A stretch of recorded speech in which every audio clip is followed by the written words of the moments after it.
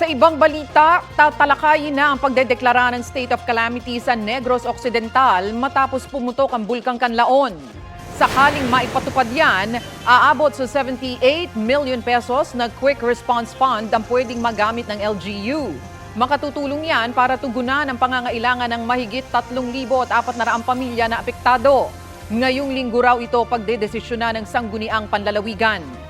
Sa La Castellana, siksika na ang sitwasyon sa ilang evacuation centers. Problema na rin ang supply ng pagkain at iba pang essential needs. Samantala, kaugnay pa rin ang pag-aalboroto ng Kanlaon, suspendido na ang tourism activity sa La Castellana, La Carlota, Bago at Morsha sa Negros Occidental. Gayun din sa Canlaon City sa Negros Oriental. Sa nakalipas na 24 oras, 2 volcanic earthquakes ang naitala sa paligid ng bulkan ayon sa PHIVOLCS. Mahigit 7,000 tonelada rin ang naibugan nitong asupre kahapon. Kaya patuloy ang paalala ng PHIVOLCS na kailangan lumika sa mga residente sa loob ng 6-kilometer radius mula sa tuktok ng Kanlaon.